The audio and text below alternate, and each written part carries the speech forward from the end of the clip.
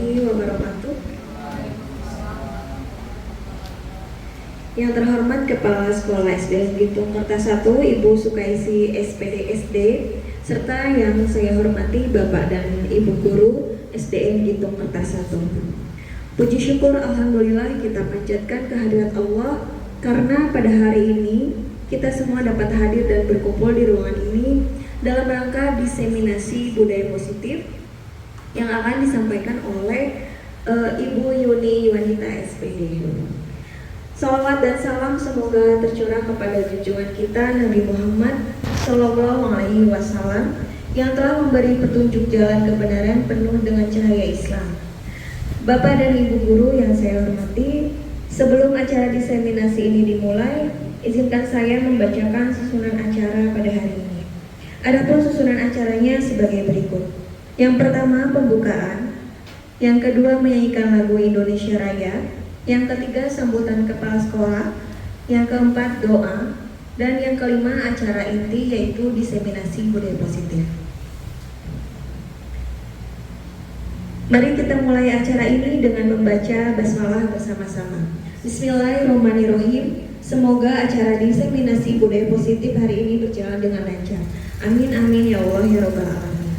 Selanjutnya menyanyikan lagu Indonesia Raya bersama-sama yang akan dipimpin oleh Ibu Yesi Syafudin SPD. Kepada beliau disilahkan.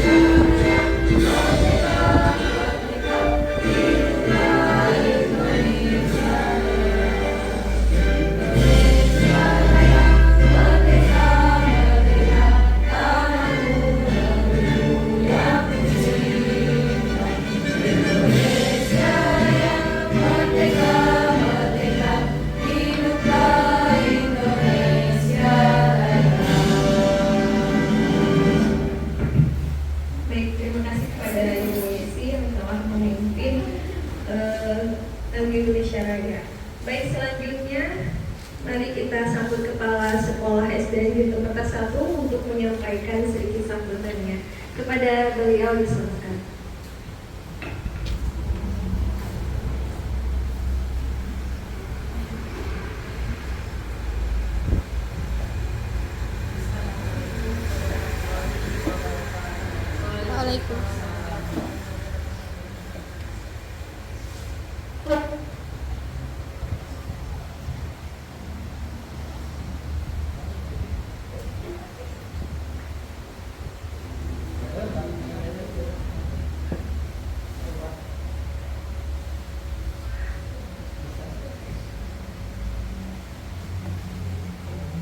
Assalamualaikum warahmatullahi wabarakatuh.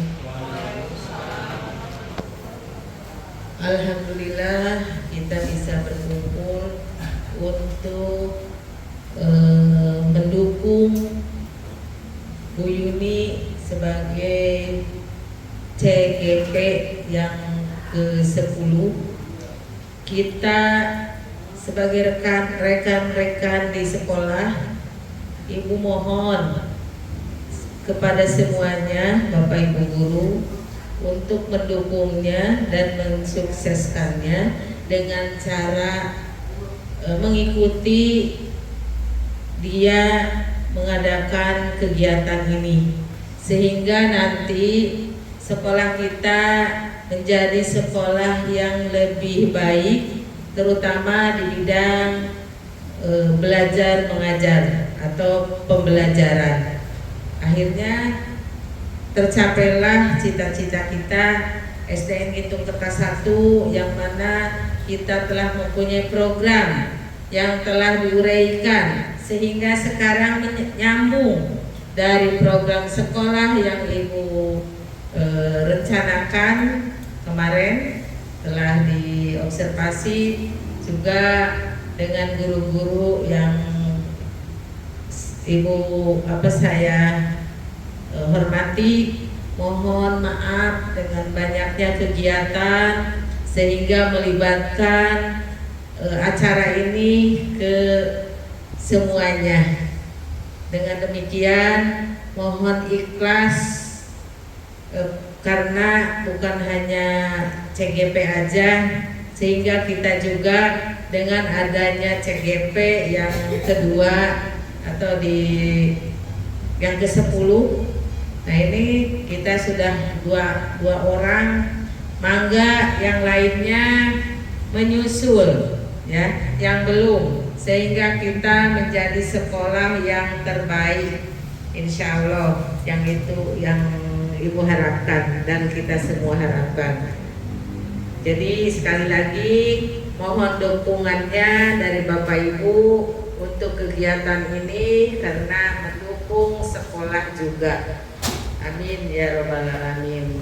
Sekian dari Ibu. Wassalamualaikum warahmatullahi wabarakatuh.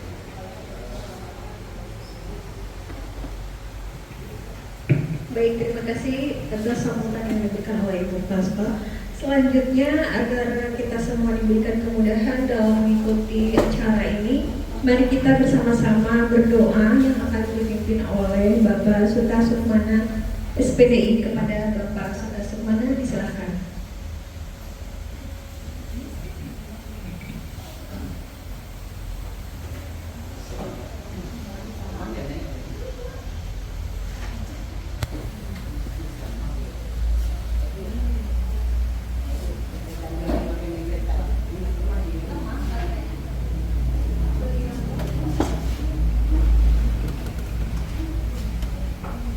Assalamualaikum warahmatullahi wabarakatuh.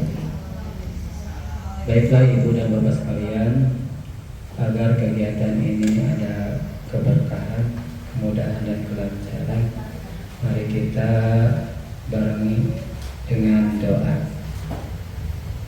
A'udzubillahi minasyaitonirrajim. Bismillahirrahmanirrahim. Allahumma shalli wa sallim ala sayyidina wa habibina wa syafiina wa karimina maulana Muhammad wa barik wa sallim wa radiyallahu sahabati rasulillahi ajmain. Amin ya rabbal alamin. Alhamdulillah alamin, hamdan syakirin, hamdan na'imin, hamdan yuwafi ya rabbana lakal hamdu kama yanbaghi li sultanik. Bismillahirrahmanirrahim. Allahumma shalli ala sayyidina Muhammad wa sayyidina Muhammadin sholatan bi awwali wal akhir wa taqina bil jalil hajjat wa tudrika masyai'at wa tarfana ila ala darajat wa tuqalikan asraqiyat min jamil hayati wa badal mamat al-masamati bil qul wa dawaiha wa abiyati ardani wa shifaiha wa nuri al-absar wa diyaiha wa Rabbana ighfir lana dzunubana wa liwalidina wa lizamil muslimin wa muslimat wal mu'minina wal mu'minat al-ahya'i minhum. Rabbana hab lana min azwajina wa dhurriyyatina qurrata a'yun waj'alna lil Rabbana atina fid dunya hasanah wa fil akhirati hasanah wa qina adzabannar. Subhana rabbika rabbil izzati amma yasifun wassalamun walhamdulillahi rabbil alamin. Fatihah. A'udzubillahi minasyaitonir rajim. Alhamdulillahirabbil alamin maliki yaumiddin. Iyyaka na'budu wa iyyaka nasta'in. Ihdinas siratal mustaqim. Siratal ladzina an'amta 'alaihim ghairil maghdubi 'alaihim waladdallin. Wassalamualaikum warahmatullahi wabarakatuh. Baik, terima kasih kepada Bapak Suta Sukmana yang telah memimpin doa bersama. Selanjutnya kita masuk pada acara inti, yaitu diseminasi budaya positif yang akan disampaikan oleh Ibu Yuni Yunita sebagai CGP Angkatan 10. Tapi sebelumnya saya ada pantun ya Bapak Ibu ya. Ini sepertinya lagi pada muka serius semua Bu Yuni. Lagi ulangan ya. Oke, bilang cakep ya Bapak Ibu ya. Iya, pergi ke pasar bersama mama. Pulangnya bertemu dengan Pak Hansip. Mari kita simak bersama diseminasi budaya positif. Ya, bertepuk tangan dalam Bu Yuni.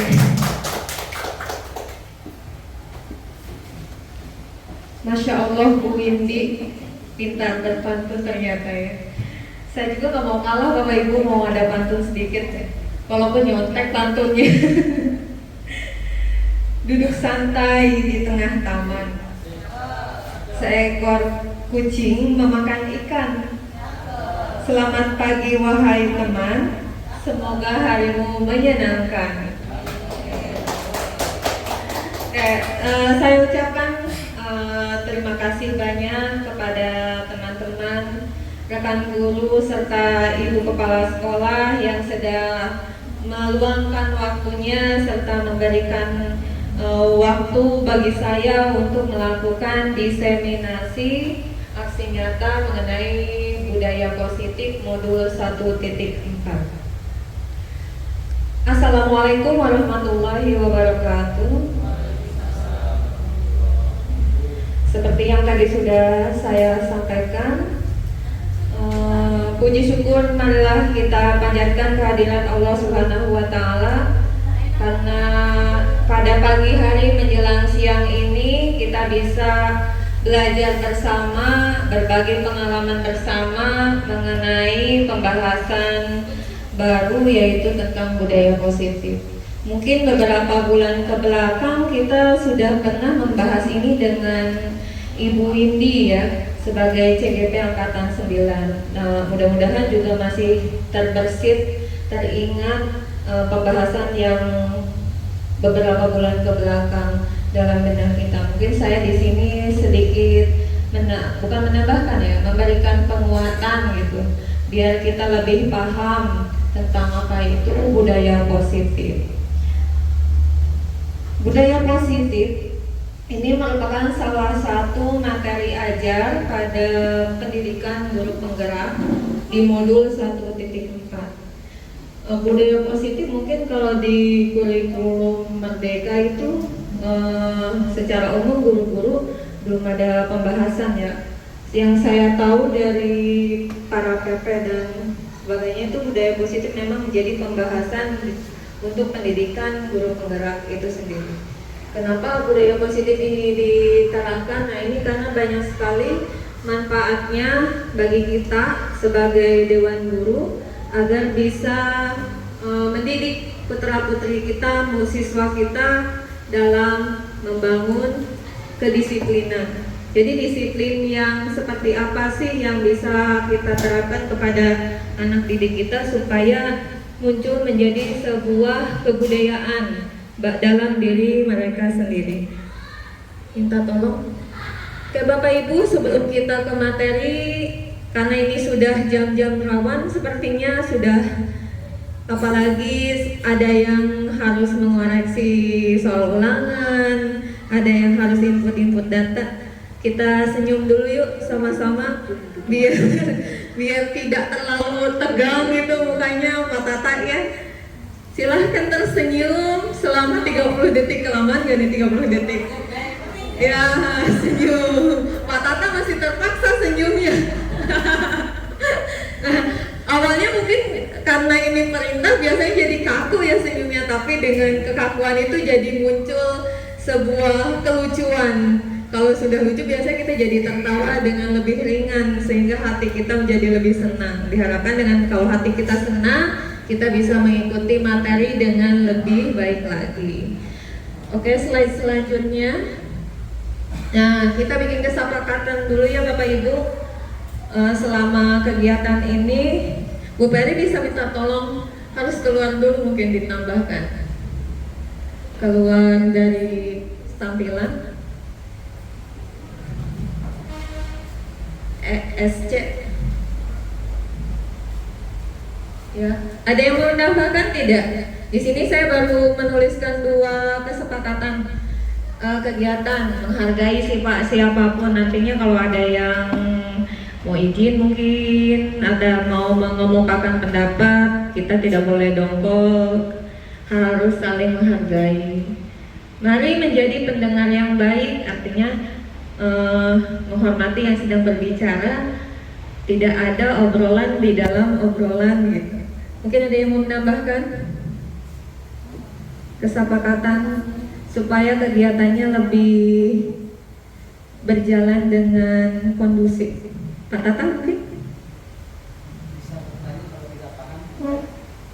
Maksudnya ditambahkan di situ. Bertanya, memberikan kesempatan untuk bertanya. Pak Ebi, enggak? Untuk bagian yang keempat yaitu kita lebih fokus kepada penyampai materi atau penyampai pelajaran. Kalau di sekolah itu guru berarti lebih fokus supaya diterima dengan baik. Kata kuncinya fokus. Ya, mungkin ada yang mau menambahkan lagi atau sudah cukup? Sudah cukup. Ya, berarti kesepakatannya kita harus saling menghargai. Mari menjadi pendengar yang baik, memberikan kesempatan jika ada yang bertanya, dan fokus. Fokus berarti fokus terhadap penyampaian materi mungkin ya. Terima kasih untuk rekan-rekan yang sudah memberikan masukan. Kita kembali berarti ke materinya. Nah, budaya positif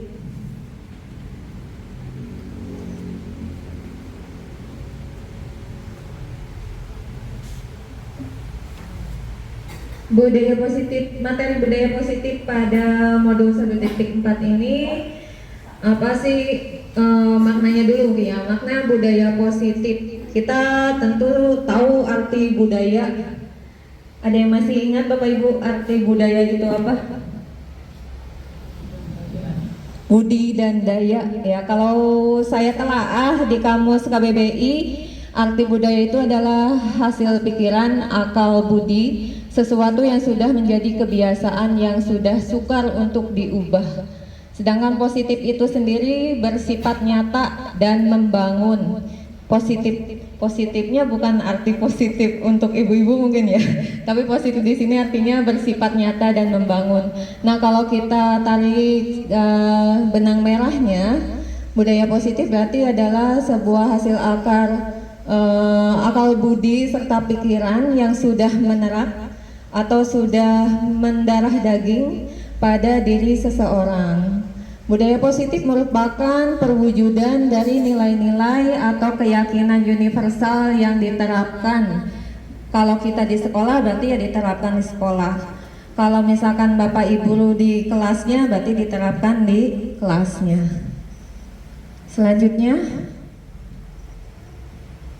seorang guru yang baik harus memiliki kemampuan dalam mewujudkan budaya positif di sekolah.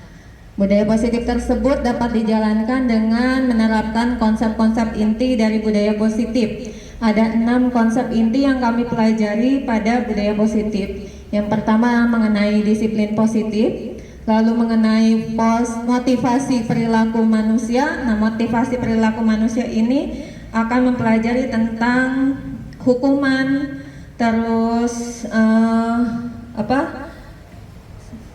konsekuensi, dan satu lagi itu motivasi. Yang ketiga ada keyakinan sekolah atau kelas. Yang keempat tentang kebutuhan dasar manusia. Yang kelima mengenai posisi kontrol restitusi, dan yang keenam mengenai segitiga restitusi. Nah, dari keenam poin ini, adakah hal baru yang baru didengar oleh Bapak Ibu?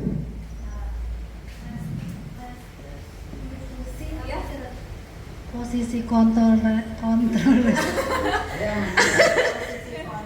Yesi mana? posisi Salah bilangnya. yang poin 5 ya, posisi kontrol restitusi, mungkin masih mau. Oh iya. Ya, ini kata restitusi mungkin ya masih terasa aneh bagi kita. Ini kalau Bu Yesi ingat-ingat waktu itu sebenarnya sama Bu Windy sudah dibahas ya. Mungkin sedikit lupa yang nanti akan kita bahas lagi. Ini memang yang baru bagi kita yaitu posisi kontrol, restitusi serta segitiga restitusi. Nah, seperti apa sih itu nanti insya Allah akan saya bahas. Oke Bu, bisa dilanjut. Yang pertama mengenai disiplin positif. Apa sih itu disiplin positif? Disiplin positif adalah cara menerapkan sikap disiplin yang bertujuan untuk menumbuhkan kesadaran serta memberdayakan anak secara mandiri melakukan sesuatu tanpa iming-iming hukuman, sogokan, ancaman maupun hadiah. Jadi mungkin maknanya disiplin positif itu disiplin yang muncul, yang terbangun dalam diri anak, yang dilakukan oleh anak itu tanpa ada paksaan, baik itu paksaan berupa hukuman maupun berupa sogokan. Misalnya gini di kelas atau di rumah bisa sama anak kita, kakak bisa tolong bantu ibu untuk menyapu halaman, nanti ibu akan kasih kakak uang jajan lebih. Nah mungkin si anak akan melakukan tindakan yang kita suruh, tapi dia ada alasan untuk melakukan itu, yaitu alasannya karena akan diberikan sogokan atau uang. Nah kalau seperti itu menurut Bapak Ibu itu sudah muncul dari dalam diri anak atau belum? Iya, memang belum. Nah kalau yang disiplin positif itu sendiri, yaitu disiplin yang memang muncul karena adanya faktor internal atau keinginan dari hati si anak itu sendiri, bukan karena paksaan atau bukan karena tadi sogokan.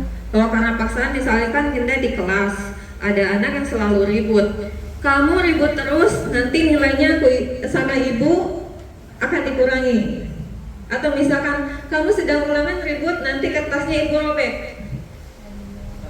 Nah itu berupa ancaman. Nah itu sebenarnya bukan bagian dari disiplin positif. Selanjutnya, lalu seperti apa disiplin positif itu? Disiplin positif lebih ke arah disiplin diri yang dapat mengontrol dirinya dalam melakukan segala tindakan. Disiplin diri itu muncul atau tumbuh berdasarkan nilai-nilai kebajikan. Nilai-nilai kebajikan itu apa saja? Banyak. Misalnya saling menghormati, terus menghargai. Apalagi kira-kira nilai kebajikan? Kebajikan itu kan berarti nilai-nilai kebaikan. Banyak sekali kan nilai-nilai kebajikan. Kalau yang dalam kurikulum Merdeka itu ada profil pelajar Pancasila yang ada 6 poin tersebut. Bisa di slide. Nah, ini ada 6 karakter berdasarkan profil pelajar Pancasila yang mungkin Bapak Ibu semua lebih tahu dari saya, karena memang kelas saya itu masih kurikulum 13, yang sudah kurikulum Merdeka mungkin lebih paham.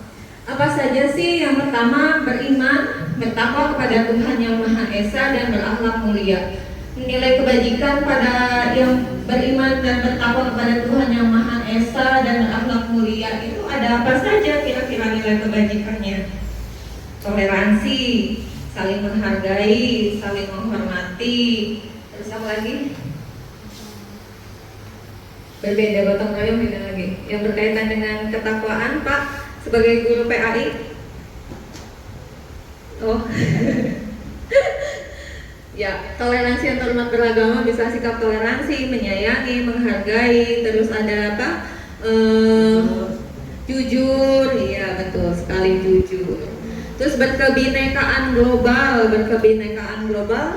maknanya mungkin Bapak Ibu sudah tahu ya, dengan mengenal globalisasi ya. Jadi keragaman budaya, misalkan keragaman yang ada di dunia ini, jadi anak-anak itu lebih tahu. Berarti kira-kira nilai kebajikan kalau berkaitan dengan berkebinekaan global masih sama kayaknya ya, bertoleransi, ya menghargai, gotong royong. Gotong royong juga hampir sama. Terus ada kreatif, bernalar kritis, serta mandiri. Selanjutnya. Nah, yang kedua ada teori motivasi, hukuman, dan penghargaan, serta restitusi. Seperti yang tadi Bu Yesi bingung katanya restitusi itu apa. Nah, motivasi perilaku. Nah, ini didasari oleh semua sikap pada anak. Seperti misalkan anak saya gitu ya, susah untuk, atau misalnya disuruh membersihkan rumah itu sulit, itu mungkin mereka itu ada motivasinya kenapa mereka berlaku seperti itu. Nah, ada berapa motivasi perilaku manusia? Itu ada 3. Yang pertama, kita berperilaku itu pertama didasari untuk menghindari ketidaknyamanan atau hukuman. Seperti contoh yang tadi sempat saya sampaikan, misalkan, kamu jangan ribut, nanti kertas ulangan kamu akan ibu sobek. Akhirnya mereka tidak ribut, tapi alasan mereka untuk tidak ribut itu karena alasan yang pertama ini, untuk menghindari ketidaknyamanan atau hukuman. Yang kedua, untuk mendapatkan imbalan atau penghargaan dari orang lain. Misalnya, ayo siapa yang sudah selesai nanti ibu kasih permen. Ayo siapa yang tidak ribut menyelesaikan tugasnya dengan baik, ibu kasih coklat. Nah, itu ada iming-iming hadiah atau penghargaan. Itu motivasi yang kedua, untuk mendapatkan imbalan atau penghargaan dari orang lain. Jangankan anak-anak, kita saja bersikap mungkin ada alasannya. Bu Yesi misalkan, atau Bu Dewi misalkan. Bu Dewi tiba-tiba nih datang pagi-pagi jam 6:30 sudah standby nih di sekolah. Pasti ada motivasi tertentu dalam dirinya. Bisa karena takut sama ibu kepala misalkan. Begitu nggak Bu Dewi? Ada korwil, takut ya. Atau misalkan motivasi yang keduanya kira-kira apa tuh Bu Dewi pengen datang pagi-pagi? Oh, kalau patah tangan jualan alasan ekonomi. Kalau yang lain yang nggak jualan, bukan yang ini yang kedua, untuk mendapatkan imbalan. Masya Allah, berarti ibu kepala sekolah kita sudah sampai di motivasi yang keberapa itu? Yang ketiga ya, untuk menjadi orang yang mereka inginkan. Artinya kita datang ke sekolah tepat waktu ya memang karena kesadaran dari diri sendiri, bukan karena tadi takut bapak korwil atau takut ibu kepala atau takut nanti absensinya berpengaruh terhadap TPP gitu. Atau mungkin juga bukan karena pengen dianggap oleh kepala sekolah, waduh ini nih guru ini rajin, guru teladan gitu ya. Tidak, tapi karena memang sadar kita sebagai pegawai memang harus memenuhi aturan yang sudah diterapkan. Itu contoh buat kitanya, ya buat anak didik juga sama. Anak kita saja di rumah juga sama. Pasti ada motivasi dari perilaku yang dilakukan. Selanjutnya, nah ini untuk hukuman. Tadi kan ada hukumannya. Hukuman itu apa sih? Hukuman bersifat tidak terencana atau tiba-tiba. Anak atau murid tidak tahu apa yang akan terjadi dan tidak dilibatkan. Hukuman bersifat satu arah dari pihak guru yang memberikan, dan murid hanya menerima suatu hukuman tanpa melalui suatu kesepakatan atau pengarahan dari pihak guru, baik sebelum atau sesudahnya. Hukuman yang diberikan bisa berupa fisik maupun psikis. Murid atau anak yang disakiti oleh suatu perbuatan. Jadi murid dan anak itu ditandai dengan disakiti oleh suatu perbuatan atau kata-kata. Nah, bagaimana nih? Ada yang mau berpendapat? Mungkin saya sendiri juga pernah melakukan hal ini. Iya. Betul ya, jadi kalau hukuman itu sifatnya satu arah. Jadi kita tidak ada tuh komunikasi dengan anak kita atau murid kita. Kita bertindak sesuai dengan apa yang kita pikirkan saja. Kadang kita juga karena terbawa emosi tidak menanyakan terlebih dahulu gitu. Motivasi anak berlaku salah itu apa? Gitu ya. Yang kedua, selanjutnya Bu Per. Nah, yang kedua ada konsekuensi. Kalau konsekuensi itu apa? Konsekuensi itu bentuk pendisiplinan yang sudah terencana. Kalau tadi hukuman mah tidak terencana, spontanitas. Misalnya kita datang ke kelas nih, anak-anak lagi ribut, kita langsung aja emosi marah ke anak gitu, tanpa nanya dulu, langsung agorowok gitu. Hei kamu, lari sini, squat jump misalkan, push up. Nah, itu berupa hukuman. Nah, kalau konsekuensi itu bentuk pendisiplinan yang sudah terencana atau sudah disepakati. Biasanya sudah buat kesepakatan, misalnya ada kesepakatan kelas gitu. Sudah dibahas dan disetujui oleh murid dan guru. Umumnya bentuk-bentuk konsekuensi dibuat oleh pihak guru atau pihak sekolah. Murid sudah mengetahui sebelumnya konsekuensi yang akan diterima bila dia melakukan pelanggaran. Pada konsekuensi, murid tetap dibuat tidak nyaman untuk jangka waktu yang pendek. Kalau hukuman itu jangka waktunya lama. Kita mungkin tidak sadar ya, tapi kerap memang tertanam dalam hati mereka. Nah, kalau konsekuensi kita buat dulu kesepakatan. Saya rasa ibu bapak juga sudah punya kesepakatan ya di kelasnya masing-masing. Nah, jika ada anak yang melanggar, misalnya kesepakatannya datang ke sekolah tepat waktu, lalu ada anak yang kesiangan, berarti anak tersebut berhak untuk, atau kita berhak untuk membuat konsekuensi atas pelanggaran tersebut. Contohnya, dia harus, biasanya kesiangan dia apa ya Pak? Pak Tata yang sering biasanya baca ini, misalkan baca surat ya Pak ya, baca surat terlebih dahulu baru misalkan boleh duduk. Nah, itu anak sudah tahu tindakan yang dia lakukan, pelanggaran yang dia lakukan itu pasti akan dapat hukuman, sehingga secara psikis dia tidak akan terlalu tersakiti. Ini sifatnya apa? Muridnya merasa tidak nyamannya tidak dalam jangka waktu yang lama, tapi pasti muncul juga rasa tidak enaknya. Siapa sih yang kalau dihukum itu merasa senang gitu ya? Pasti merasa tidak nyamannya itu ada, cuman jangka waktunya lebih pendek. Selanjutnya yang ketiga yaitu restitusi, yang Bu Yesi tadi katanya sesuatu yang baru. Apa itu restitusi? Bu Yesi mungkin mau membacakan, mangga. Restitusi adalah proses menciptakan kondisi bagi murid untuk memperbaiki kesalahan mereka, sehingga mereka bisa kembali pada kelompok mereka dengan karakter yang lebih kuat. Ini menurut Gosen 2004. Restitusi juga merupakan proses kolaboratif yang mengajarkan murid untuk mencari solusi untuk masalah mereka dan membantu murid berpikir tentang orang seperti apa yang mereka inginkan dan bagaimana mereka harus memperlakukan orang lain menurut pendapat Kausum Gosen 1990. Ya, restitusi itu sebuah tindakan yang tujuannya menciptakan kondisi bagi murid di mana si murid ini akan sadar akan kesalahannya sendiri dan mau memperbaiki kesalahannya sendiri tanpa kita harus menghukum. Jadi mereka akan berpikir sendiri, oh yang saya lakukan ini saya salah, berarti saya harus memperbaiki diri saya. Apa yang harus saya perbaiki? Oh, saya harus seperti ini. Jadi bukan dari gurunya, tapi dari diri si anaknya itu sendiri. Itu yang dimaksud dengan restitusi. Nah, ini ada dua ahli yang berpendapat, ada Gosen dan ada Kausum Gosen, tahun 2004 dan tahun 96. Selanjutnya, nah di sini ada yang termasuk identitas gagal serta identitas sukses. Nah, kalau hukuman itu masuknya ke dalam identitas gagal. Kenapa? Ini hanya beberapa yang saya masukkan poin-poinnya. Yang pertama, karena hukuman itu sesuatu yang menyakitkan dan harus terjadi. Tidak nyaman untuk murid dalam jangka waktu yang panjang.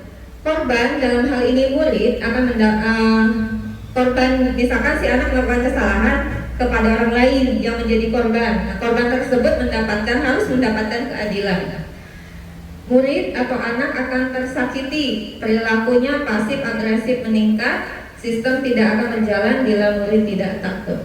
Kalau misalkan konsekuensi, kalau di hukuman tadi sesuatu yang menyakitkan harus terjadi. Kalau di konsekuensi sesuatu harus terjadi. Kalau di restitusi itu berupa pilihan. Jadi anak diberikan kebebasan untuk berpikir dalam restitusi. Kalau dalam hukuman tadi tidak nyaman untuk jangka waktu lama, dalam konsekuensi tidak nyamannya hanya dalam jangka waktu yang pendek. Kalau restitusi bersifat menguatkan untuk murid dalam jangka waktu yang panjang. Jadi bukan tidak nyaman yang muncul dari restitusi, melainkan sifat menguatkan. Nah, kalau Bapak Ibu ingin lebih jelasnya mungkin nanti bisa minta share tentang materinya ke saya atau ke Bu Windy. Kalau dijelaskan terlalu panjang. Selanjutnya, yang kedua yaitu, yang ketiga maaf, keyakinan kelas atau keyakinan sekolah. Nah, keyakinan. Kalau yang sering kita buat itu biasanya di kelas suka bikin ini nih, ada nih classroom rules. Ini termasuk keyakinan atau termasuk kesepakatan menurut Ibu Windy sebagai wali kelas? Ya, berarti ini udah keyakinan, sudah keyakinan nih. Sudah keyakinan. Bedanya apa nanti kesepakatan dengan keyakinan? Ya, kita akan belajar bersama-sama ya Bapak Ibu. Saya juga mungkin masih ada sedikit kekeliruan. Kita nanti akan belajar bersama-sama. Apa itu keyakinan kelas? Keyakinan kelas merupakan metode untuk menimbulkan kembali disiplin positif yang didasari oleh motivasi dari dalam diri. Ini nih kata kuncinya, motivasi dari dalam diri. Artinya tidak ada embel-embel hal lain dalam melakukan disiplin positif itu sendiri. Implementasi keyakinan dilatar belakangi bahwa ditemukannya beberapa murid yang masih diingatkan untuk melakukan tindakan kebaikan atau kedisiplinan. Nah, keyakinan kelas ini sebenarnya hampir mirip dengan tadi kesepakatan, cuman berbeda itu lebih ke kata-katanya ya Bu ya. Selanjutnya,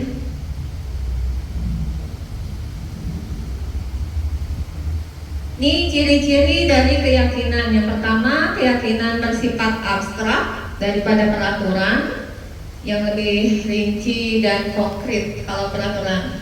Keyakinan kelas berupa pernyataan-pernyataan universal atau bersifat umum.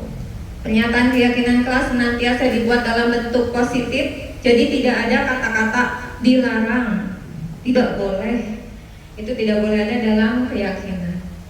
Keyakinan kelas hendaknya tidak terlalu banyak sehingga mudah diingat dan mudah dipahami oleh semua warga kelas. Jadi pilihan kata dalam kalimatnya sesimpel mungkin supaya bisa diingat oleh semua warga di kelas.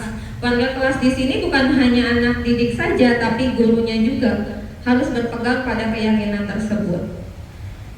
Yang keempat, keyakinan kelas sebaiknya sesuatu yang dapat diterapkan di lingkungan tersebut. Jadi membuat keyakinan kelas harus disesuaikan dengan kebutuhan kelasnya. Kita tidak ya mungkin boleh sama dengan kelas lain, tapi kan kadang karakteristik anak di setiap kelas itu berbeda. Apalagi beda jenjang atau beda tingkatan. Misal kelas bawah sama kelas atas tentu berbeda. Makanya bunyi keyakinan kelasnya pun tidak sama. Semakin rendah kelasnya, yang saya amati dari materi itu kata-katanya semakin sederhana. Kalau yang sudah jenjang SMP SMA, kata-katanya itu lebih panjang, karena mungkin penguasaan pemahaman mereka juga lebih tinggi. Selanjutnya nomor 6, semua warga kelas hendaknya ikut berkontribusi dalam pembuatan keyakinan kelas lewat kegiatan curah pendapat. Nah, keyakinan ini bukan guru yang membuat, tetapi sebelum menjadi seperti ini yang terpampang di dinding kelas ini harus ada proses terlebih dahulu, mengajak anak-anak untuk mendiskusikan. Macam kontrak belajar kayak gitu. Sumuhun. Nah, kita awalinya dari peraturan dulu, misalkan tidak boleh membawa HP. Nah, tidak boleh membawa HP itu kita ubah dari kata-kata tidak bolehnya itu menjadi sebuah kata positif. Misal kita kadang juga kan membutuhkan HP dalam pembelajaran. Jadi kita bisa rubah misalkan menggunakan HP atau gadget saat dibutuhkan dalam proses pembelajaran. Jadi tidak boleh ada kata tidak atau larangan dan sejenisnya. Atau misalkan dilarang ribut atau dilarang berlarian kelas bawah misalnya ya, yang anaknya suka lompat sana lompat sini gitu, dilarang berlarian di dalam kelas. Nah, tidak boleh itu, dilarang berlarian di kelas atau di teras misalkan. Lalu seperti apa kata-katanya? Kalau anak-anak tidak berlari, berarti mereka ngapain kalau mau berpindah?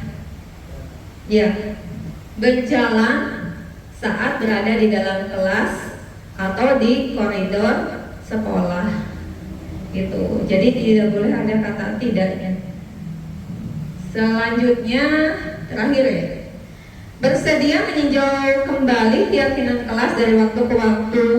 Nah, jadi keyakinan kelas itu jangan hayo tiap tahun itu lagi gitu. Jadi tetap harus disesuaikan dengan kebutuhan siswa, karakteristik siswanya, karena setiap waktu pasti karakteristik siswa kita itu berbeda-beda. Tahun sekarang anaknya kalem-kalem, misalkan senangnya ngobrol dalam kelas, nanti beda lagi. Tahun besoknya anaknya ternyata yang anak kinestetis, pindah tempat duduk, gangguin temennya, misalnya, berarti kan keyakinan kelasnya juga akan berbeda lagi.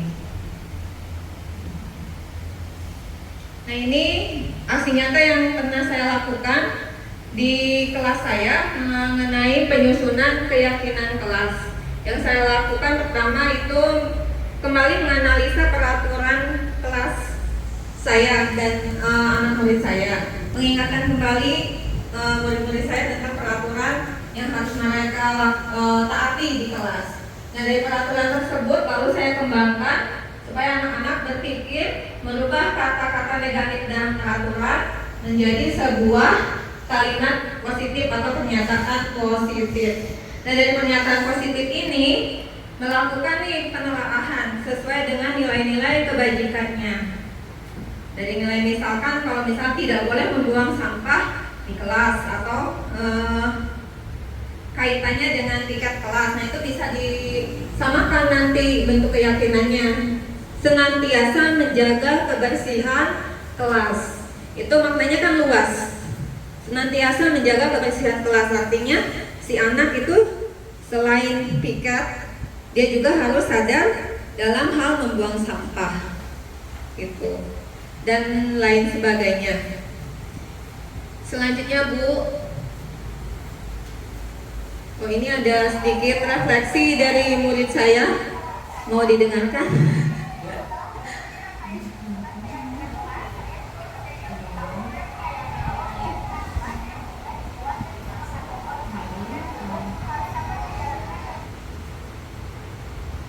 Sinyalnya terkendala.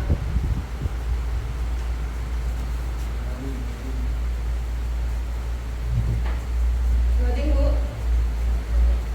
Ya, jadi itu saat setelah melakukan penyusunan keyakinan kelas, saya menanyakan pendapat salah satu murid saya bagaimana perasaan dia tentang kegiatan yang sudah dilakukan. Sampai sini dulu deh.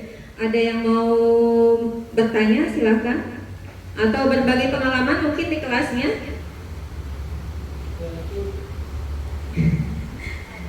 Kayaknya harus ice breaking nih Bu ini. Sudah ada yang ngantuk ini. Tunduk ya. Ya. Oke, kalau tidak ada kita lanjutkan. Oh, Bapak mau nanya? Oh iya, mangga. Kayaknya cukup 3 pembahasan ini ya. Assalamualaikum warahmatullahi wabarakatuh. Maaf, justru kaitin dengan ini. Setelah saya menyimak dan menelaah kaitan budaya disiplin positif ya. Nah, ini bagus sekali ini satu teori. Nah, di dalam teori itu benar, seakan-akan kita akan bisa seperti itu, ya, tapi di lapangan susahnya antara teori dan praktek itu susah gitu. Nah, sekarang bagaimana cara menciptakan atau mempraktekkan teori yang tadi tentang kaitan kuliah disiplin supaya menerap betul-betul, karena tadi dikatakan tidak boleh adanya paksaan, hukuman, tidak boleh ada juga motivasi semacam hadiah dan sebagainya yang diharapkan bisa timbul dari pribadi anak itu sendiri. Nah, menurut saya sulit sekali. Nah, bagaimana cara ibu menimbulkan kesadaran kedisiplinan dari anak tersebut? Terima kasih. Mungkin teman-teman yang lain juga punya pertanyaan yang sama dengan Pak Kakak ya. Yang lain gimana? Sepemikiran dengan Pak Kakak tidak? Iya. Curhat aja Bu, curhat, gak usah ini. Ya saya sendiri mungkin mengalami apa yang Pak Kakak rasakan, semuanya juga pasti sama. Bagaimana supaya budaya positif ini tertanam? Nah ini sebenarnya nanti ada di jawaban terakhir Pak. Sampai di segitiga restitusi itu merupakan langkah-langkah penerapannya. Kalau mau instan dalam membentuk karakter anak memang sulit. Misalkan kita dalam jeda 1 tahun nih, 1 angkatan 1 tahun dengan jangka libur saja sekian bulan misalnya, mungkin tidak akan sekaligus bisa merubah kondisi disiplin anak. Ini harus berkesinambungan. Berkesinambungan dari mana?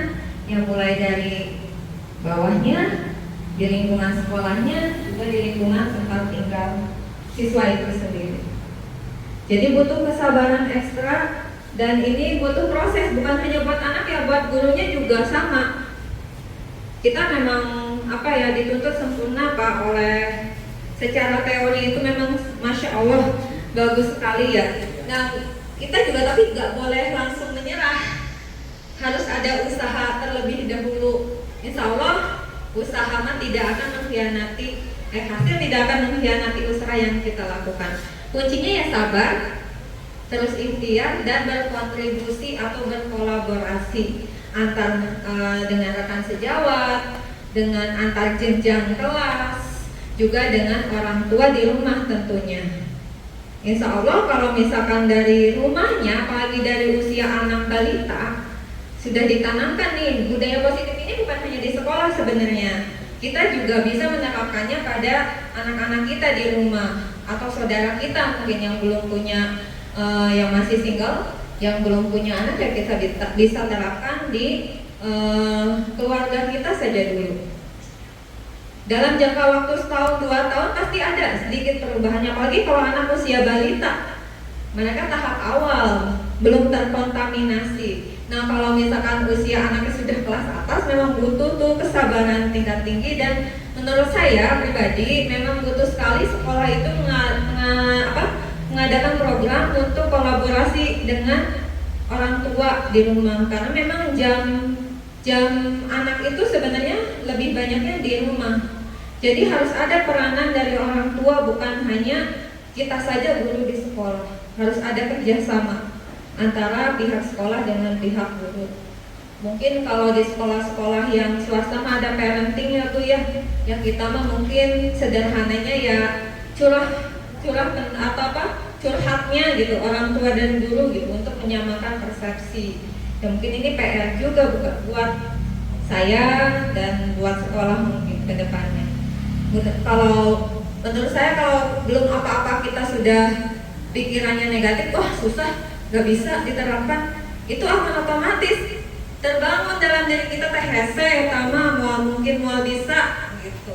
Jadi kita berpikirannya, gurunya juga harus positif dulu gitu, supaya bisa melakukan hal ini juga dengan positif, dan hasilnya insya Allah juga positif, walaupun mungkin tidak real langsung yang tadinya anak nakal langsung jadi anak soleh gitu Pak. Butuh proses pastinya, butuh kesabaran. Mungkin itu Pak jawaban dari saya. Saya harap sih tidak puas, supaya Bapak bisa lebih mencari lagi sumber-sumber yang lainnya, atau Bapak mungkin next ikut juga tergabung dengan kita. Ya. Selanjutnya, ini tadi kan pernyataan ya. Apa sih itu pernyataan? Ketika seorang murid melakukan suatu perbuatan yang bertentangan dengan nilai-nilai kebajikan atau melanggar peraturan, hal itu sebenarnya dikarenakan mereka gagal memenuhi kebutuhan dasar mereka. Misalkan kalau saya sebenarnya apa ya, katakanlah dari kemarin kita udah bilang kelas 6B gitu, ya kan banyak sekali anak yang misalkan mengganggu temennya. Nah, itu teh sebenarnya tugas saya mungkin atau tugas kita kalau ada murid seperti itu teh nanya, kenapa sih kamu teh gangguin teman kamu terus? Nah, jawabannya bisa bermacam-macam tentunya. Misalnya kalau jawabannya, Bu, saya pengen ini soalnya seru kalau diganggu teh dia teh jadi ke saya teh jadi mau ngomong misalnya gitu. Jadi ngejawab gitu, dibercandain oleh saya, berarti si anak itu karena pengen diperhatikan oleh temannya tersebut, caper lah gitu bahasa dulu mah. Atau mungkin karena dia di rumahnya ada masalah, nah itu harus kita telaah supaya kita tahu nantinya. Kalau kita tahu kebutuhan dasar mereka yang belum terpenuhi tersebut, kita bisa menentukan langkah rela apa yang bisa kita lakukan untuk menangani permasalahan mereka dengan tepat. Bukan berupa cemoohan atau dengan marah-marah. Kalau mereka udah merasa diri kebutuhan itu tidak terpenuhi lalu kita ngomel-ngomel, yang ada psikis dia bukannya membaik dan menjadi lebih baik, malah lebih buruk. Selanjutnya Bu, nah ini 5 kebutuhan dasar manusia. Yang pertama, manusia butuh untuk bertahan hidup. Bertahan hidup artinya butuh sandang, pangan, papan. Itu kebutuhan primer kita yang harus terpenuhi. Nah ini juga bisa menjadi salah satu faktor permasalahan yang muncul. Misalnya ada anak yang selalu mintain jajan temennya, jadi temennya jajan teh dimintain terus gitu ya. Nah mungkin karena kalau ditanya, kamu kenapa mintain jajan temennya terus? Saya belum sarapan Bu, saya nggak dikasih bekal Bu sama orang tua. Ya berarti memang ada kebutuhan bertahan hidup yang belum terpenuhi, sehingga dia berupaya untuk memenuhi kebutuhan tersebut dengan membuat permasalahan. Yang kedua, kebutuhan tentang kasih sayang dan rasa diterima. Kita juga sama, orang dewasa juga butuh kasih sayang, butuh rasa diterima ya Pak ya. Bapak kalau pulang tidak disapa sama si ibunya, pasti ada rasa tidak. Nah, sama anak-anak didik kita juga. Yang ketiga, penguasaan. Mereka butuh kekuasaan, butuh untuk dihargai atau dianggap ada. Nah, jadi jangan sampai misalnya kita tadi ngasih penghargaan, biasanya kalau ngasih penghargaan itu sama anak yang pinter gitu ya, muji itu sama anak yang bagus, yang pinter gitu. Akhirnya anak yang punya kemampuan di bawah rata-rata dia merasa tidak diperhatikan dan tidak disayangi, dan dia tidak punya kekuasaan untuk melakukan apa-apa. Akhirnya bisa melakukan semau dia. Kebebasan, membutuhkan kebebasan. Misalkan terlalu banyak dilarang, tong iwae misalkan di rumah jangan sering main misalkan, atau jangan apa, tentu anak juga butuh ya kebebasan. Kalau terlalu banyak dikekang, akhirnya apa, di sekolahnya dia terhadap temannya berlaku semena-mena. Yang kelima, kebutuhan akan kesenangan. Manusia juga butuh kesenangan. Yang diem aja, yang terlopot aja pasti butuh kesenangan. Kesenangan setiap orang cara pemenuhannya berbeda-beda ya. Bersyukur kalau pemenuhan kesenangannya cara yang positif, tapi ada juga yang pemenuhan kesenangannya misalnya ya tadi mengganggu orang, itu bisa mengakibatkan kerugian pada orang lain. Selanjutnya Bu, studi kasus. Nah di sini ada studi kasus.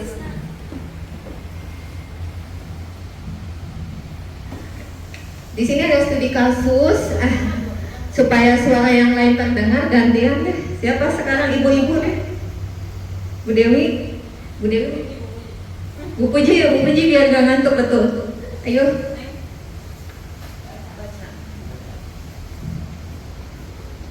Studi kasus.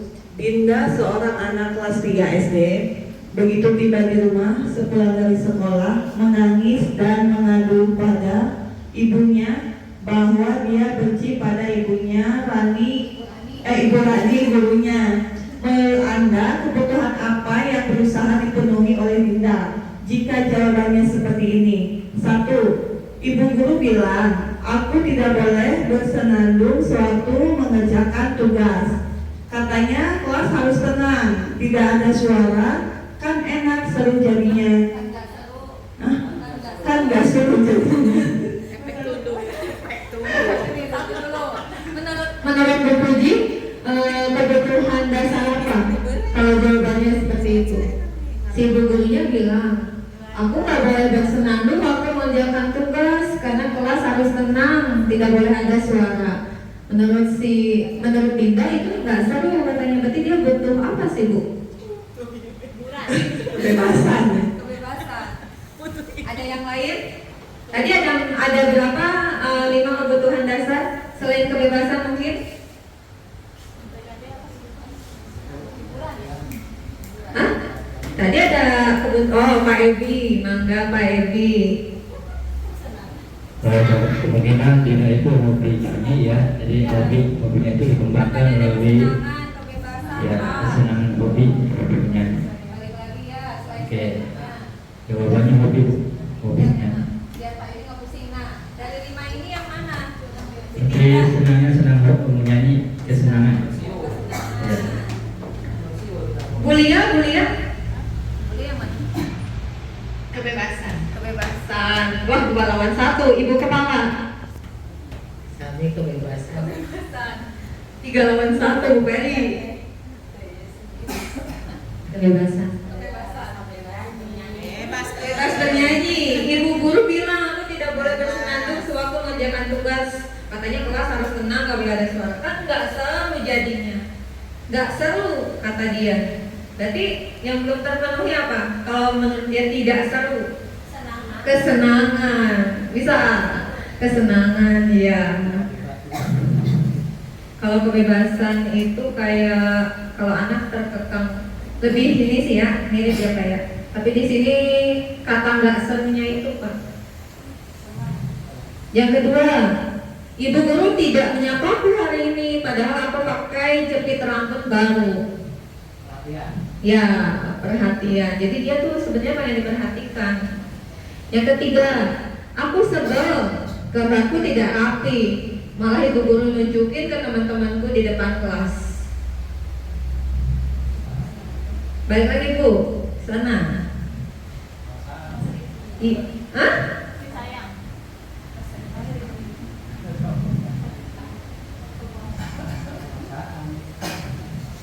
Apa kira-kira?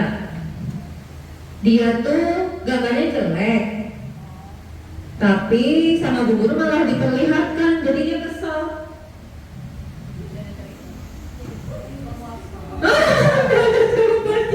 Penguasaannya.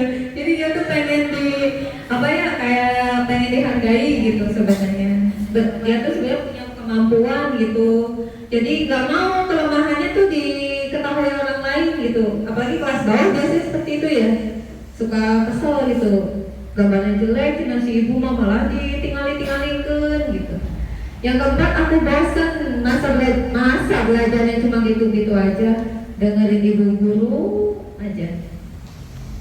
Apa kira-kira? Ya, kebebasan. Kita lihat nih jawabannya. Ya, yang pertama kesenangan, yang kedua kasih sayang, penguasaan serta kebebasan. Banyak studi kasus lain, kalau Bapak Ibu tertarik boleh nanti kita curhat-curhatan. Sekarang posisi kontrol restitusi. Hati-hati jangan salah membaca. Jangan sampai kurang huruf. Ada 5 posisi kontrol restitusi. Yang pertama, guru sebagai penghukum. Yang tadi yang suka senang ngasih hukuman ke anak didik kita. Yang kedua, guru sebagai teman. Kamu jangan kayak gitu dong, kamu sama ibu temenin gitu, kamu mah besti oge misalkan. Itu sebagai teman. Ada yang seperti itu gak kita di kelas? Ada. Saya kadang-kadang kayak gitu Pak. Ternyata gak baik Pak sebagai teman itu. Yang ketiga, guru sebagai pemberi rasa bersalah. Kamu mah tahu gak sih ibu teh kerjakan tugasnya banyak. Kamu malah seenaknya seperti itu. Tega ke ibu, itu memberi rasa bersalah. Yang keempat, guru sebagai pemantau. Ada anak yang sedang berulah, tinggal ikut, diamati dulu. Di akhir baru dikasih tindakan, itu pemantau. Yang kelima, guru sebagai manajer. Guru sebagai manajer mungkin tahu ya artinya manajer, yang mengatur segala sesuatu. Nah, kita juga di kelas bertindak sebagai manajer, Bapak Ibu, bukan hanya yang di kantor-kantor saja sebagai manajer. Kita lihat dulu di kelas bisa harus, bukan hanya bisa tapi harus berlaku sebagai manajer. Slide selanjutnya. Masya Allah. Dia. Nah, di sini ada rumusan sebagai penghukum, pembuat rasa bersalah, teman, pemantau, manajer. Sebagai penghukum, misalnya menghantik, menunjuk-nunjuk, menyakiti, menyindir. Nah, kalau ibu nulis emosi biasanya seperti itu ya Bu ya, ya Pak.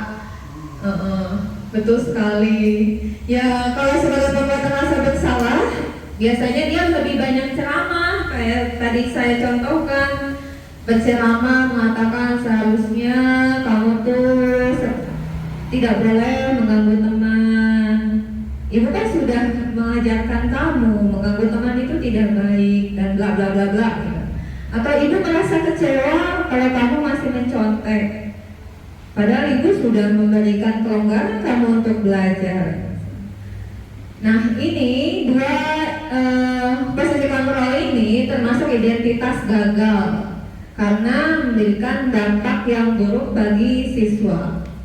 Yang ketiga ada posisi sebagai teman dan posisi sebagai pemantau. Kalau sebagai teman, membuat alasan-alasan untuk muridnya, atau misalkan ucapannya seperti ini, ayolah lakukan demi ibu. Masa kamu tidak mau? Ingat tidak ibu pernah bantu kamu. Jadi kita lebih kayak teman kan murid kita. Kalau pemantau, menghitung dan mengukur. Misalnya mengajukan pertanyaan, apa peraturannya? Apa peraturan? Ada anak yang kesiangan. Misalkan, siapa? Zaidan, kamu kesiangan. Kamu tahu apa aturannya di kelas ini? Misalnya, itu bertindak sebagai pemantau. Nah, dua posisi kontrol ini termasuk identitas ini bisa masuk identitas berhasil atau sukses. Tapi belum pada identitas yang baik karena masih mengharapkan imbalan atau ketergantungan pada orang lain. Yang terakhir ada posisi kontrol manajer. Itu biasanya mengajukan pertanyaan-pertanyaan. Banyak contoh pertanyaannya, apa yang kita yakini? Apa yang bisa kau kerjakan untuk memperbaiki masalah ini? Jadi ini lebih menguatkan pribadi si anak. Murid bisa meletakkan dirinya sebagai individu yang positif dalam dunia berkualitas. Terus ada jawaban dari muridnya seperti ini, bagaimana caranya saya bisa memperbaiki keadaan? Dampak pada muridnya mengevaluasi diri, bagaimana cara memperbaiki diri mereka. Nah, ini yang termasuk ke dalam identitas berhasil atau sukses karena si siswa ini sedang menunjukkan sikap menghargai dirinya sendiri. Slide selanjutnya Bu. Nah, posisi kontrol sebagai manajer itu guru mengajak murid untuk menganalisa kesalahan yang diperbuat, menumbuhkan rasa tanggung jawab murid dan mendorong murid untuk kembali pada keyakinan yang ada dengan kesadaran dalam diri murid itu sendiri. Jadi si muridnya itu dia diajak lewat tanya jawab sampai dia bisa menganalisa kesalahannya dan muncul kesadaran dalam dirinya untuk memperbaiki kesalahan tersebut tanpa kita beritahu dia tuh harus bagaimana. Dia akan nanti berpikir sendiri untuk memperbaiki kesalahannya itu apa, dia akan mengutarakan pendapatnya sendiri. Itu kalau kita sudah nyampai di posisi kontrol sebagai manajer. Mudah-mudahan ya Pak ya kita bisa sampai, kita belajar sama-sama. Mudah-mudahan kita bisa ada di posisi guru sebagai manajer. Selanjutnya, nah ini adalah cara penerapan menangani permasalahan siswa dengan budaya positif. Nah, kalau kita bisa mengimplementasikan ini, insya Allah posisi manajer yang tadi itu bisa tercapai. Seperti apa segitiga restitusi? Bentuknya segitiga kalau digambarkan seperti yang terlihat. Ini adalah suatu tindakan yang saling berkesinambungan. Jadi tidak hanya satu tindakan saja yang kita lakukan. Kalau cuma satu itu nilai akhirnya tidak akan maksimal. Tapi harus menjalankan ketiga tahapan ini. Apa saja tahapannya? Yang pertama, menstabilkan identitas. Yang kedua, validasi tindakan yang salah. Yang ketiga, menanyakan keyakinan. Seperti apa menstabilkan identitas? Kita lihat slide selanjutnya. Menstabilkan identitas ini dilakukan berdasarkan prinsip bahwa membuat kesalahan adalah bagian dari proses pembelajaran yang nantinya akan menggeser identitas gagal ke arah identitas sukses. Bisa dipahami nggak sampai sini kata-katanya? Ada slide selanjutnya supaya lebih paham. Ciri-cirinya seperti apa dalam tahap menstabilkan identitas? Kita menyampaikan kepada anak bahwa berbuat salah itu hal yang manusiawi. Misalkan ada anak yang kesiangan misalkan. Kamu kesiangan, kamu baru datang. Iya Bu, saya baru datang misalkan. Oh iya sih ya. Pasti semua orang juga pernah ada yang datang kesiangan. Bahkan ibu sendiri pernah kesiangan. Jangankan waktu jadi siswa, sekarang saja jadi guru ibu pernah kesiangan. Nah, kamu kesiangan pasti ada alasannya tentunya kan. Jadi kita nanya terus.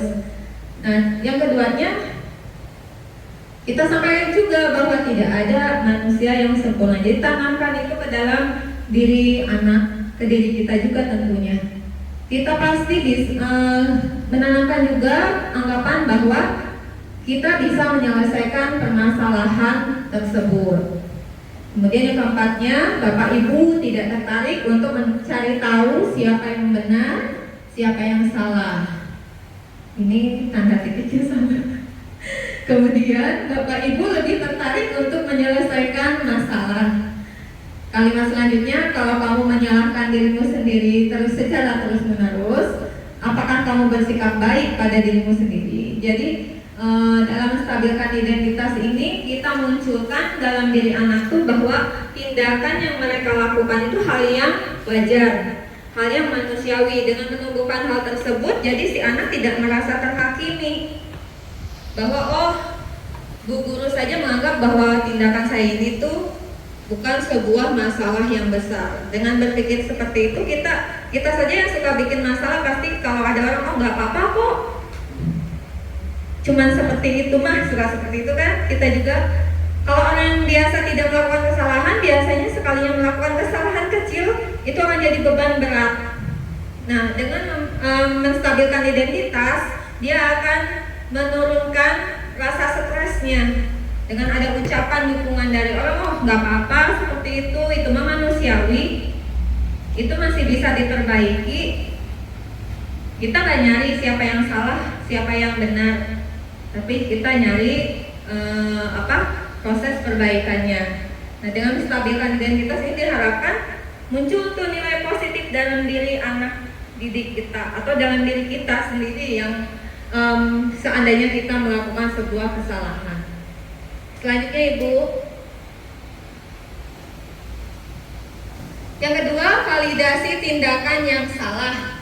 Tahapan kedua ini berdasarkan prinsip bahwa setiap perilaku berupaya memenuhi suatu kebutuhan tertentu, sehingga guru atau orang tua akan bergeser dari pemikiran stimulus respon menjadi proaktif, serta akan lebih mengenali dan mengakui kebutuhan murid atau anak. Nah, dalam tahap selanjutnya, langkah yang bisa dilakukan, misalkan kita mengajukan menanyakan alasan mengapa siswa tersebut melakukan tindakan salah. Misalnya, apa yang penting bagi kamu? Kamu boleh tetap berusaha menjaga sikap itu, tapi tambahkan sikap yang lain yang baru. Maukah kamu belajar cara lain untuk mendapat yang kamu butuhkan? Yang kamu butuhkan tanpa harus memukul. Misalkan ada anak yang memukul di kelas, nanyanya seperti ini yang tepatnya. Maukah kamu belajar cara lain untuk mendapatkan yang kamu butuhkan tanpa harus memukul? Jadi kita sekarang tuh jadi guru harus pandai-pandai merangkai kata-kata positif untuk anak didik kita. Ya, ada sebenarnya nanti bisa kita berbagi. Tahap yang ketiga yang terakhir yaitu menanyakan keyakinan. Pada tahap ini dilakukan dengan memberi pertanyaan bermakna kepada murid atau anak untuk memunculkan motivasi secara intrinsik sehingga mampu mengaitkan keyakinannya dengan tindakan yang salah. Bentuk-bentuk contoh pertanyaannya, misalnya, apa nilai yang kita percaya di sekolah kita? Nilai-nilai apa yang telah kita sepakati? Kelas yang ideal itu seperti apa sih? Kamu ingin jadi anak seperti apa? Atau apa yang kamu rasakan ketika kamu melakukan itu? Kamu menjadi orang yang seperti apa? Itu jenis-jenis pertanyaannya. Kalau selanjutnya, nah ini kemarin sempat saya melakukan praktek segitiga restitusi kepada salah satu siswa saya.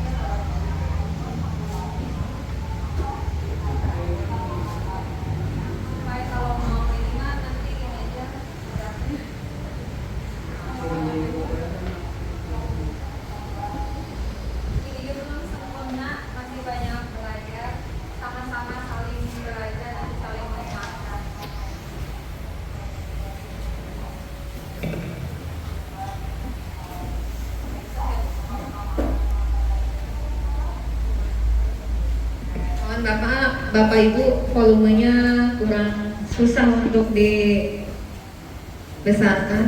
Ya kira-kira isi percakapan dalam segitiga restitusi ini saya menanyakan, si anak ini dalam kondisi dia datang kesiangan. Nah, kita bisa awali dengan jangan sampai menegur anak di depan teman-temannya yang lain. Usahakan manggil anaknya misalkan ke ruangan tertentu seperti ke ruang guru, atau mungkin sekolah yang ada ruang BP, ada di ruang BP atau ruang konsul lainnya. Tanyakan face to face dengan si anak dengan mimik yang bersahabat, jangan dengan muka kesel dan garang. Jadi walaupun seemosi apapun, kita harus tarik napas terlebih dahulu, kontrol diri kita dulu, emosi kita, baru kita menghadapi anak tersebut. Ajak diskusi, menanyakan apa yang dia sudah lakukan, apakah yang dilakukannya itu benar atau salah. Nanti anak akan ngaku sendiri. Kalau misalkan nggak ngaku, ya sebisa-bisanya dengan kata-kata yang tadi, jangan terlalu menekan anak. Jadi nggak apa-apa, ibu nggak pernah salah, ibu pernah kesiangan gitu. Dengan kata-kata seperti itu, apalagi anak-anak usia SD mah biasanya akan terpancing dengan mudah gitu untuk mengungkapkan apa sebenarnya yang dia lakukan. Nah, setelah dia mengaku kesalahannya, kita nanya lagi, kamu pasti melakukan itu ada alasannya. Apa sih alasan kamu kok bisa sampai datang kesiangan? Bu, saya semalam tidurnya larut malam, misalkan karena nonton TV atau bermain game. Tanya lagi, menurut kamu tindakan kamu itu dengan nonton game terlalu malam itu baik atau tidak buat diri kamu sendiri. Pasti dia akan menelaah sendiri, oh nggak baik Bu. Nah kalau merasa tidak baik, kamu harus gimana kira-kira ke depannya? Pasti dia akan menjawab, saya nggak akan main game lagi Bu larut malam. Kasih penguatan, ya Ibu yakin kamu pasti bisa melakukan yang lebih baik dari itu. Kamu tahu pastikan kalau bermain game itu apalagi sampai larut malam itu sangat mengganggu kegiatan belajar. Insya Allah mungkin ini memang tidak mudah seperti tadi yang disampaikan oleh rekan-rekan semua. Mari kita coba terapkan sedikit demi sedikit, jangan dulu ke orang lain. Coba dulu di lingkungan rumah kita, ke anak-anak kita dengan kata-kata yang coba diterapkan dengan segitiga restitusi ini. Kalau anak kita melakukan kesalahan, kalau kita menurut saya dari belajar ini tuh saya coba terapkan nih ke anak saya di rumah yang kecil karena masih balita. Ternyata memang kalau pikir dia akhirnya berkembang gitu. Oh, berarti memang ini bagus gitu ya. Nah, memang kalau di kelas sendiri kita butuh usaha yang lebih intens mungkin, dan ini butuh apa ya? Tadi kolaborasi. Mari makanya jangan saya merasa tidak berpikir saya bisa. Saya justru membutuhkan masukan dari rekan-rekan semua yang mungkin bahkan sudah lebih memahami tentang hal-hal ini dan bisa membuat konsep pertanyaan segitiga restitusi yang lebih baik lagi. Dan makanya dari itu alangkah baiknya ke depannya nih kita misalkan dalam forum Kombel kita membahas ini misalkan. Jadi kalau ada permasalahan itu kalau kita sering menerapkan, saya yakin kita akan terbiasa. Ini mulut tuh mengalir dengan sendirinya gitu, nggak usah lihat contekan kalimatnya. Ya kalau misalkan awal-awal nggak apa-apa, Bapak Ibu kita cari nih kalimat-kalimat untuk tahapan-tahapan itu tuh apa saja. Saat kita mau konsul dengan anak ada yang bermasalah, nyontek dulu gitu. Kalau sering diterapkan, sepertinya kita akan terbiasa dengan sendirinya. Ya, mungkin ini sudah tahapan akhir ya, Bu Peri. Ini ada refleksi. Mohon maaf suaranya tidak jelas, di skip aja ya. Sudah sampai di akhir. Terima kasih banyak. Mungkin materi yang saya sampaikan masih ngawang-ngawang. Masih bingung gitu ya. Kalau masih bingung itu tandanya kita mulai bekerja, otak kita mulai muncul ke hati kita gitu ya. Semoga dengan rasa penasaran, dengan rasa bingungnya kita bisa belajar lebih dalam lagi tentang budaya positif ini. Akhir kata, katanya semoga tergerak, semoga aksi ini bisa membuat Bapak Ibu tergerak. Setelah tergerak biasanya kita mau untuk bergerak. Kalau sudah mau untuk bergerak, mari kita sama-sama menggerakkan. Minimal menggerakkan sekolah kita dulu sebelum ke orang lain gitu. Kita sentuh dulu hati kita. Mungkin itu akhir dari penyampaian materi tentang diseminasi budaya positif. Kurang dan lebihnya mohon dimaafkan. Jika ada kata-kata yang kurang berkenan mohon dimaafkan pula. Wabillahi taufiq wal hidayah. Wassalamualaikum warahmatullahi wabarakatuh.